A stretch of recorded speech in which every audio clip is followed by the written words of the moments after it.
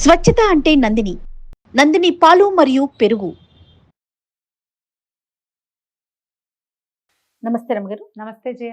ఏదన్నా పురాతన కథ అంటే ట్విస్టులు, మంత్రాలు, మాయలు అలాంటివి ఏమైనా ఉన్నాయా రమగారు? మంత్రాలు మాయలు లేవు కానీ పాములు ఉన్నాయి. ఓ, నీకు ఓకేనా? ఓకే ఓకే, వినటానికి చాలా ఓకే. అసలు భయం అంటూ ఏదన్నా ఉందంటే అదే పామే. ఎందుకు భయం రమ్మగారు? అలాగే ఒకసారి చెప్పానా, పుట్ట చుట్టూ తిరగాలన్నా ఒకలాంటి భయం రమ్మగారు. ఆ భయం పోవట్ల మరి. ఉంటాయి అట్లా ఫోబియాలు. మామూలు ఫోబియా కాదు అది. ఫోబియా ఇది ఎప్పుడో చదివాను జయ కదా. ఫోబియాలు ఉన్న వాళ్ళు, పాము భయపడే వాళ్ళు కొంతమంది ఉంటారు, చాలా మంది ఉంటారు. కొంతమంది అనుకోండి, చాలా మంది ఉంటాం. మేము పల్లెటూరు వాళ్ళం కాబట్టి పామును తలుచుకుంటే భయం, చూస్తే భయం, వింటే భయం. అది అలా వెళ్తుంటే మన డిస్కవరీ ఛానల్లో చూస్తే భయాలు, భరించలేనితనాలు అవి లేవు మాకు. ఎందుకంటే వర్షాలు వచ్చినప్పుడే మా ఇంటి ఎదురుగుండా చెరువు కదా, బాగా వాన వస్తే చెరువు పైదాకా వచ్చి మెట్ల మీద బాకుతుండేవి పాములు. ఇంట్లోకి వచ్చేవి, పాలేళ్ళు ఎవరో ఒకళ్ళు చెరువులో ఉండేవి. అవే మామూలు పాములు ఉంటాయి, అవైనా అది ఇంత పొడుగు నుండి పాకుతూ ఉంటే ఏదైనా పామే కదా. ఏది విషయం ఏది విషయం కాదు మనకు తెలియదు కదా. మనకు తెలియదుగా. ఇంట్లో కూడా ఎప్పుడైనా పాములు జొరబడేవి. అవునండి. ఎందుకంటే ఇల్లు కడుక్కోవటానికి తూములు ఉండేవి కదా, తూములు నుంచి కప్పల కోసం వాటి కోసం వచ్చేస్తాయి, తూముల్లోకి ఇంట్లోకి వస్తాయి. మేము తేళ్ళు, కాళ్ళజెరులు, మండ్రగబ్బలు, పాములు వాటన్నిటితో సహవాసమే పల్లెటూళ్ళలో. ఇంకా మాది పెద్ద ఎత్తిళ్ళు కాబట్టి తక్కువ, కానీ మేము చూస్తూనే ఉండేవాళ్ళం. అసలు మా దొడ్లో ఇంత పెద్ద పాము ఉంది, చాలా పెద్దది. ఎంత క్యాజువల్గా చెప్తున్నారు అమ్మగారు. తిరుగుతూ ఉండేదా? తిరుగుతూ ఉంటుంది. ఏం చేయదు. అంటే దాని దారిన అది ఉంటుంది, దాని దారి అది, మన దారి మంది. ఉంటాయి పాములు. పాములు మనకి ఆవులు బుస కొడతాయి పాము కనపడ్డప్పుడే. అవి అది గట్టిగా నడుస్తాయి, ఎడ్లు రంకేస్తాయి పాము కనిపించినప్పుడు. ఆవుల్ని ఏమైనా చేస్తాయండి ఇవి? అప్పుడప్పుడు గొడ్లని వాటిని కాటేస్తాయి జయ. చాలా తక్కువ కదా, కానీ కాటేస్తాయి. ఆవు దోడిని కాటేసింది, గేదె దోడిని కాటేసింది, గేదెని కాటందుకుంది పాము. ఆ దారిలో అవి పడుకున్నప్పుడు, లేచినప్పుడు వాటికి తగిలితేనో ఉంటాయి. పాము గరిచిందని వచ్చేవాళ్ళు అయ్యే అట్లా. నా భయానికి తోడు ఎప్పుడన్నా ఏదైనా వీడియోస్ చూస్తున్నాను అనుకోండి, ఇవే కనిపిస్తాయి అమ్మగారు. ఎలాగో తెలుసా, వాష్రూమ్ లోపలికి వచ్చేసినట్టు, లాబరేటరీ లోపల కమోడ్ లో నుంచి బాత్రూమ్ లోకి వెళ్ళాలంటే భయం. మొత్తం వెతుక్కొని నిజంగా మొన్న మధ్య కూడా చూసాను ఇట్లానే వాష్రూమ్ లో వచ్చేసిందంట అనేసి. ఫోబియాలు. కానీ అవే కనిపిస్తాయి ఏంటో వీడియోస్ కూడా. అవును, చాలా భయం అనిపిస్తుంది. చెప్పండి అమ్మగారు, స్టోరీ చెప్పండి. పాతాళ నాగు కథ చెప్తా. ఎప్పుడో చదివాం. శోణా నదీ తీరంలో గౌడ నగరం అని ఒక నగరం ఉండేదట. శోణ నది పేరు. షో కాదు, శోణ అనాలి. షోణ అంటలే చూడు, నేను షో కరెక్ట్ గా పలుకుతున్నానా? సో కాదు, షో కాదు, షో. సో శోణ అణ మళ్ళీ శోణ ఆ నగరం పేరు. ఈ శోణా నది తీరంలో ఈ గౌడ నగరానికి మహిపాలుడని ఒక రాజుగారు ఉండేవాడు. ఆయన యువకుడుగా ఉన్నప్పుడు ఒకసారి భార్య ఆయన కలిసి నదీ తీరానికి వ్యాహ్యాలకి వెళ్ళేవాళ్ళట. ఎంతంత దూరమో నడిచేవాళ్ళు. అది ఒక కొండని చుట్టుకుని రావాలట ఆ నదీ తీరం. వెళ్తుంటే కొంతమంది బెస్తవాళ్ళు చేపలు పడుతూ రాజుగారికి 3 పెద్ద పెద్ద చేపలు గిఫ్ట్ ఇచ్చారట. గిఫ్ట్ ఇస్తే ఒక బుట్టలో పెట్టించారు. పెట్టిస్తే నేను తెచ్చిస్తామని చెప్పారు. కోటకు తెచ్చిస్తామంటే, మీరెందుకు రా ఇంత దూరం కోటకు రావటం, నేను ఎలాగో కోటకే కదా వెళ్తా, ఆ బుట్ట నా చేతికి. ఆయన అంతా అంటే డౌన్ టు ఎర్త్ వాడనమాట.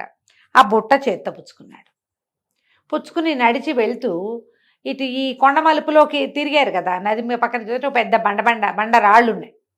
ఒక బండరాయి మీద కూర్చున్నారు భార్య భర్త. కాసేపు బుట్ట పక్కన పెట్టుకుని ఆ బుట్టలోంచి చేపలు తీసి చూశాడు. ఎంత ఉన్నాయి, ఏం చేయిస్తావు వీటితోటి అని మాట్లాడుతూ తీస్తుంటే ఆ బుట్టలో 3 చేపలతో పాటు ఒక సన్న అంతటి నల్లటి పురుగు లాంటిది కనపడింది. ఎర్రటి కళ్ళు దానివి. అది తోక ఇలా ఇలా ఇలా కదులుతుంటే ఆ రాణిగారు హడిలిపోయి, ఇదేమిటి ఏదో పురుగలేముంది అన్నది. అనేసరికి అది ఏమిటో వీళ్ళకి తెలియలే, చేపలతో పాటు వచ్చేసింది అంతే ఆ బుట్టలోకి. ఈయన ఏం చేశాడు, వీళ్ళు కూర్చున్న బండకి కొంచెం అవతలగా ఒక పాడుబడిన బావి ఉందట.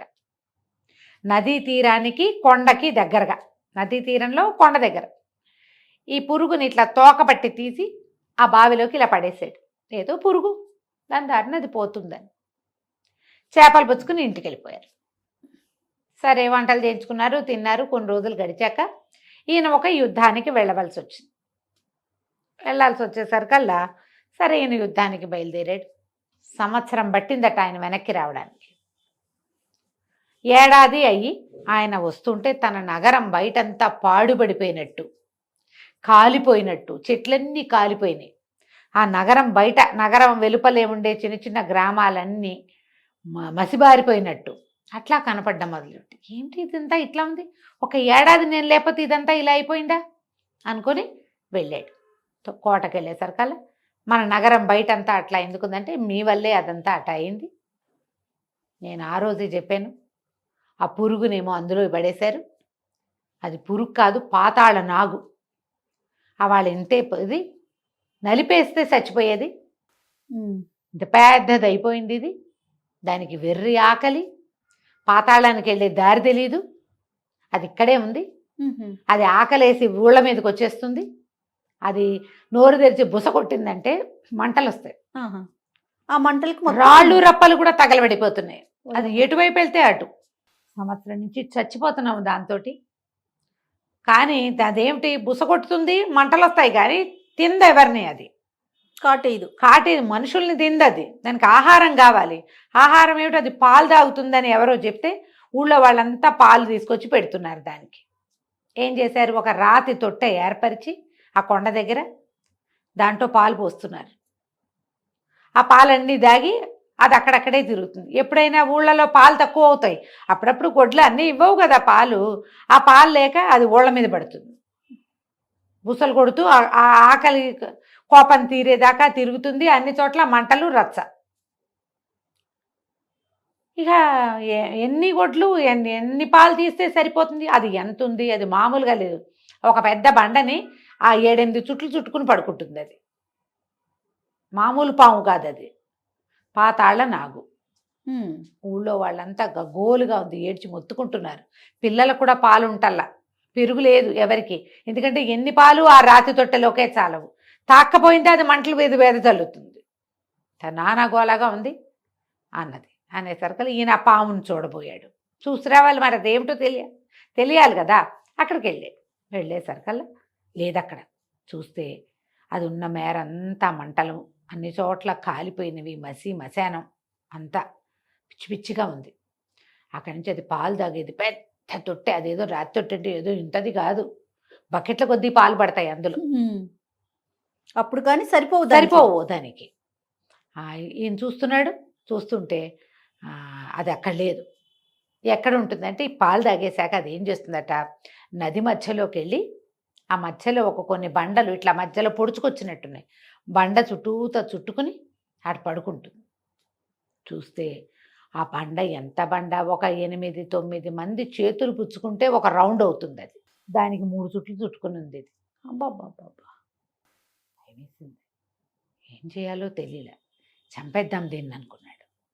సరే ఇట్లా కాదు, ఇప్పుడు ఎన్ని పాలు పోస్తాము, ఎన్నాళ్ళని పోస్తాము, ఎంతవరకు ఈ ఊళ్ళో వాళ్ళకి పసిపిల్లలకు కూడా పాలు లేని పరిస్థితి వస్తే కోటలో వాళ్ళందరూ ఏమైపోవాలి.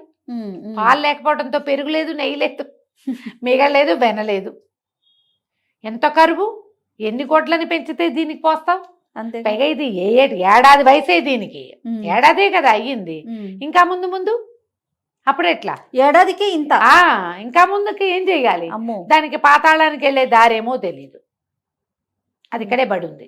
ఆ బెస్తవాళ్ళు దాన్ని ఎక్కడి నుంచి తెచ్చారో వాళ్ళకి తెలీదు.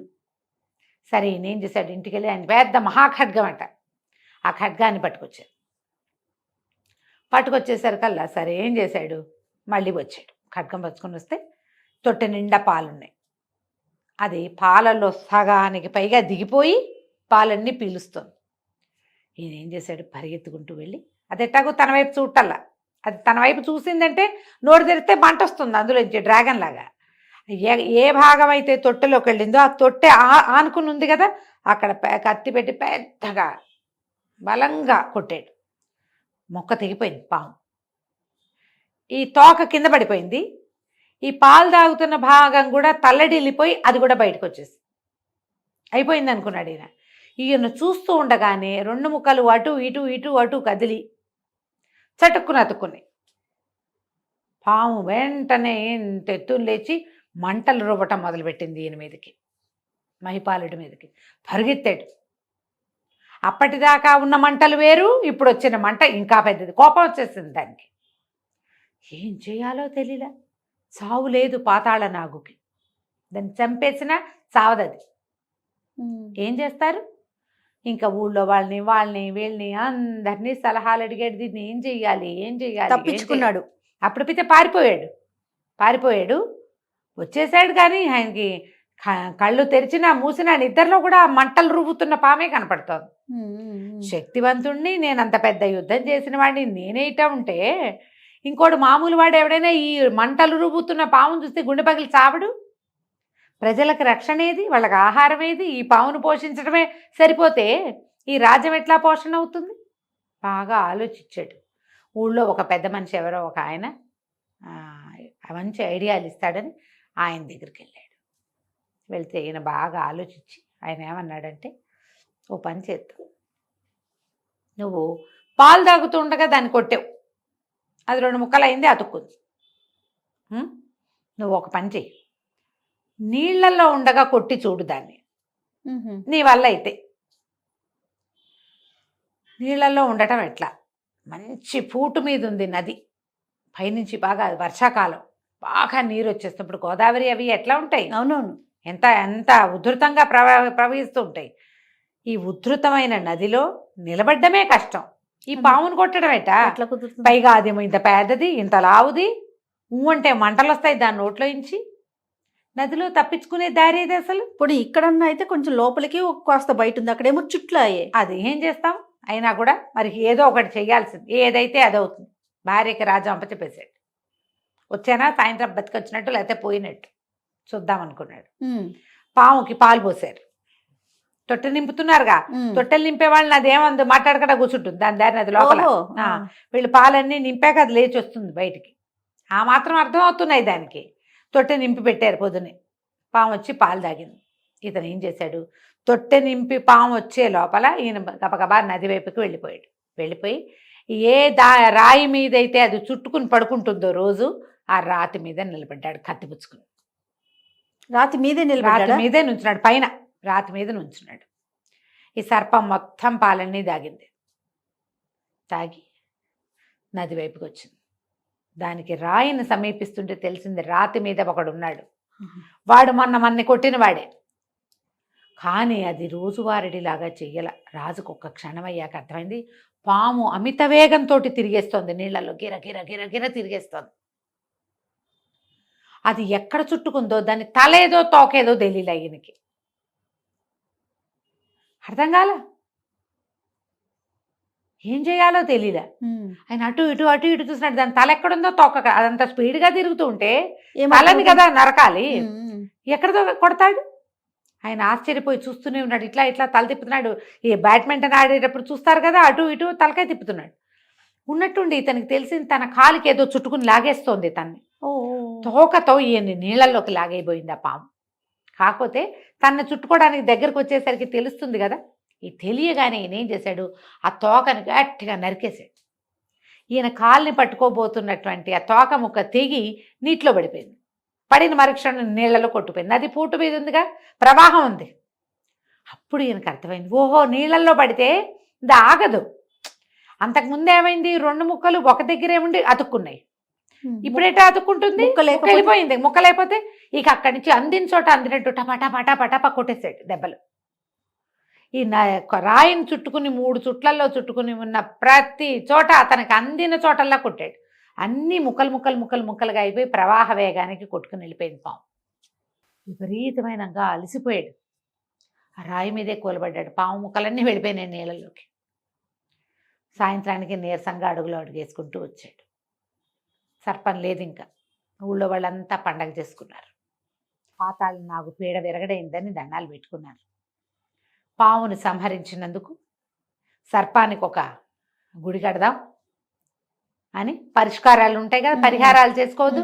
అంత పెద్ద సర్పాన్ని అన్ని విధాల ముక్కా చక్కా చేసేసి దుర్మార్గం కదా. అదే ఒక జీవిని, పైగా సాధారణంగా ఒక సర్పాన్ని సంహరిస్తే దాన్ని దహనం చేయాలి, గుడి కట్టాలి, పాలు పోసి గుడి కడతారు. ఇప్పుడు పాలు పోయటానికి గుడి కట్టడానికి ఏమీ లేదు ఇక్కడ. సర్పం పేరుతోటి ఒక దేవాలయం నిర్మాణం చేసుకుందాం మనమని ఒక యజ్ఞం హోమం అవన్నీ పెట్టుకున్నారు. కాకపోతే అవి చెప్పిన వృద్ధుడు రాజుకి మేలు చేశాడు కదా, నీళ్ళల్లో కొట్టమని చెప్పి సలహా చెప్పాడు. రాజుకే కాదు పాతాళ నాగు కూడా మేలు జరిగింది. ఎందుకంటే ఈ ముక్కలన్నీ నీళ్ళలో కొట్టుకుపోయినాయా, సముద్రంలోకి చేరినాయి. నదిలో నుంచి వెళ్ళి ఎక్కడికి వెళ్తాయి, సముద్రంలో. ఆ సముద్రంలో ముక్కలన్నీ కలిసి నాగు అయిపోయింది అది. ఆ పాతాళ నాగులు కొన్ని సముద్రంలోకి వచ్చి కొత్తగా వచ్చిన నాగును చూసి ఓహో వీడు మనవాడేనని పాతాళానికి తీసుకుపోయినాయట.